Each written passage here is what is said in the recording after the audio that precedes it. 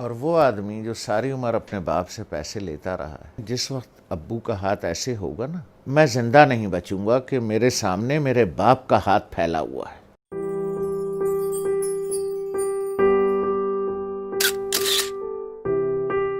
تو ہم امی کے کمرے میں بیٹھے تھے، وہ اپنے سامنے بیٹھی ہوئی تھیں۔ تو میری ایک ہی بہن پاکستان میں ہے، اس کے تینوں بچے بھی آئے ہوئے تھے، وہ بھی آئی ہوئی تھی۔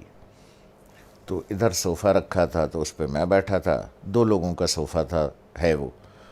تو والد صاحب برابر میں بیٹھے تھے، تو سب لوگ باتیں کر رہے تھے، تو میں نے کوئی 2-4 پیسے نکال کر کے والد صاحب کو ویسے ہی پیش کر دیے۔ تو میں نے عین اس موقع پر یہ کیا کہ جب میں سمجھا کہ کوئی نہیں دیکھ رہا ہے، ٹھیک ہے، سب اپنے اپنے گپ میں لگے ہوئے ہیں، کوئی نہیں دیکھ رہا ہے، تو میں نے اس موقع سے فائدہ اٹھا کے جلدی سے چھپا کے ابو کو، مجھے نہیں پتا تھا کہ امی دیکھ رہی تو انہوں نے بڑے زور سے کہا، دوبارہ دو، جیسے وہ ذرا سختی سے بات کرتی ہیں۔ تو مجھے یہ تو پتہ چل گیا کہ انہوں نے دیکھ لیا۔ تو میں سوچ رہا ہوں کہ یہ کیوں کہہ رہی ہیں دوبارہ دو۔ ان کا نواسا ساتھ بیٹھا تھا، حمزہ، جو ماشاءاللہ 6.25 فٹ کا ہے، اس وقت 6.25 فٹ کا تھا تو مجھے تو انہوں نے بہت سختی سے کہا دوبارہ دو، اور اپنے نواسے سے کہا، حمزہ دیکھو ماموں نانا کو کیسے پیسے دے رہے ہیں۔ تو میں نے دوبارہ دے دیے، تو والدہ نے کہا کہ اب اسے بتاؤ کہ تم نے ایسے کیوں دیے۔ تو میں نے کہا دیکھو بھائی حمزہ میاں، یہ میرے والد صاحب ہیں، میں ساری عمر ان کے ہاتھ سے پیسے لیتا رہا ہوں۔ میں نے کہا حمزہ میاں، جس وقت ابو کا ہاتھ ایسے ہوگا نا، تو میں تو مر جاؤں گا، میں زندہ نہیں بچوں گا کہ میرے سامنے میرے باپ کا ہاتھ پھیلا ہوا ہے، اس لیے بیٹا میں ایسے دیتا ہوں یہاں رکھ کے کہ والد صاحب یہاں سے اٹھا لیں، انہیں میرے سامنے ہاتھ نہ پھیلانا پڑے۔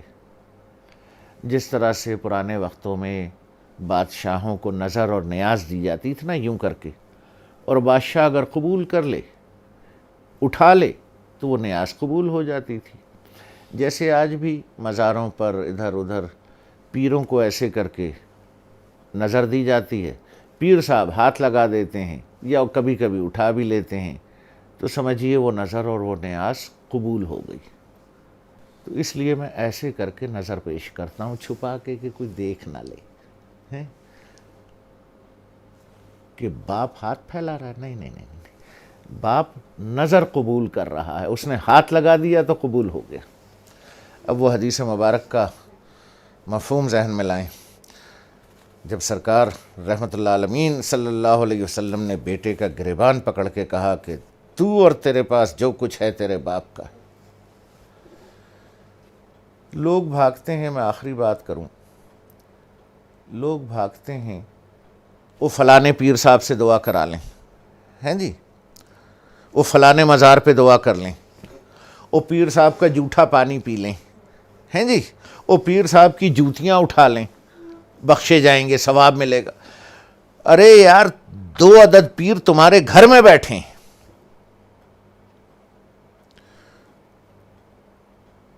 ایک عورت ایک مرد، 2 پیر تمہارے گھر میں بیٹھے ہیں یار، جا کے ان کی جوتیاں سیدھی کر، ان کا جھوٹا پانی پی، ان کے پیر دبا، پیر صاحب کے بجائے باپ کو نظر اور نیاز پیش کر، جا کے ابا کے جوتے پالش کر، ماں کی چپلیں سیدھی کر کے رکھ۔ 2 پیر گھر میں بیٹھے ہیں، ان کو چھوڑ کے اللہ کو ڈھونڈنے کہیں اور جاتے ہو، شرم نہیں آتی؟